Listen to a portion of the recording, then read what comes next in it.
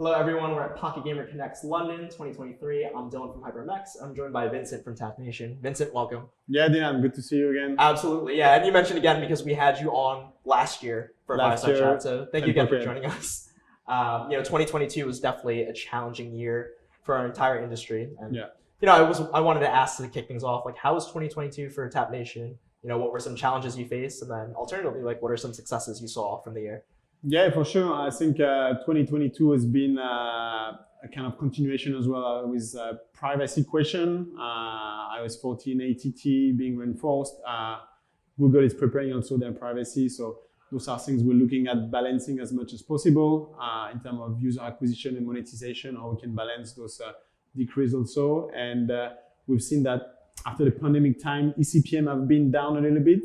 Yeah. So we need to compensate with that decrease of eCPM. We didn't see because of the recession time, as much of a Christmas or Q4 event from brands happening in eCPM, and the downturn start of January has been also quite impactful. So we need to find new ways, reorganize, measure our margin of progress. But luckily, TapNation has kept growing very aggressively in 22 from 21.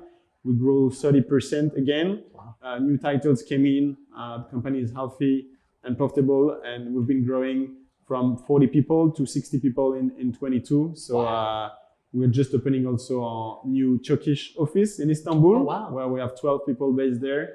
So overall, I think we've been quite agile and flexible by being a small team and lean organization. So we're able to really stay very healthy and profitable on that front. Wow, that's great to hear. Especially for such a challenging year, it's great to hear that you guys have been growing. Yeah, it's exciting. And on top of that too, so last year when you had chatted with us, you were the VP of monetization, and since then you've been promoted to Chief Marketing Officer. Congratulations, by the way. Thank you. So how has your role changed over the last few months? How has your responsibility set been different from your previous role into now as CMO? Yeah, for sure. It's an exciting new challenge. So I joined a year and a half as VP monetization from Mopub, where I build strongly and accelerate the monetization strategy of TapNation. And in September 2022, I got the luck to take over, as well as responsibility, the user acquisition and the creative team. So as Chief Marketing Officer now, I have those three divisions to oversee. Luckily, we have great UA lead and creative lead that are handling their team quite well. So it's exciting for me to go back with more UA challenges, creative challenge, and be able to oversee the overall advertising strategy. We're also launching a new direct brand division, working directly with media agencies and direct advertisers, which brings an extra leg to that advertising division. So for sure. Overall, much more management, a bit less day-to-day operation, which is also exciting as you grow into the role and become more long-term strategy focused as well. Absolutely. And I guess just more forward-looking as well, the big hype in our industry has been blockchain and Web3. While TapNation, historically has been so hyper-casual focused. Maybe you could speak on the hyper-casual market as it stands now, and sort of where you fit in the picture of, blending all of these together. Yeah, for sure. There's two parts. I think, first of all, TapNation is definitely a hyper-casual publisher, and that's how we grew so quickly and strongly. I think French market is a hub for hyper-casual publishers. We're trying now to diversify a little bit more. So looking at longer retention games, more hybrid casual. I think we can see across the industry hyper-casual publishers trying to diversify towards those different type of gender, getting into a little bit into casual and getting longer metrics. We're diversifying as well a bit more towards IAP. Idle Bank is our latest title that is 40% in-app purchase IAP. So there's a lot of learning for the team internally to reinvent themselves, this new job about in-app purchase, how we can optimize the user journey, etc. Different user acquisition channel as well for different type of game. Internally, we're also developing our own studio to be able to develop and produce our own games. So that's been quite exciting. And we've got a few new titles like Thief Puzzle, for example, that is becoming #1 game of TapNation nowadays. So wow. That's very exciting. So for sure, we're defining ourselves, diversifying, not only from hyper-casual, but hybrid casual or casual games, as we mentioned. So we're building, training the team to make sure everybody learn this new job.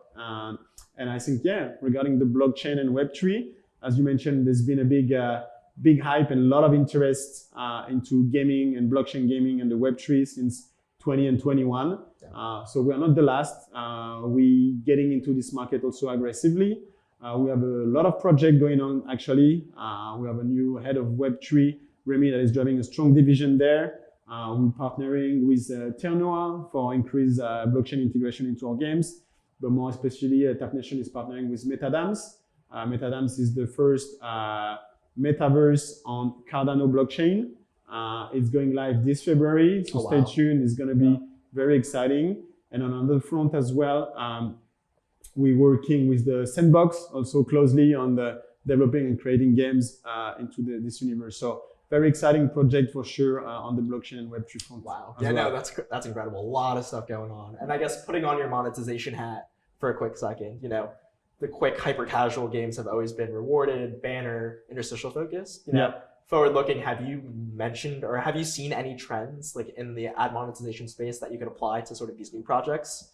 Yeah, I mean, for sure, as we discussed, hyper casual is heavy on interstitial, rewarded video and banner.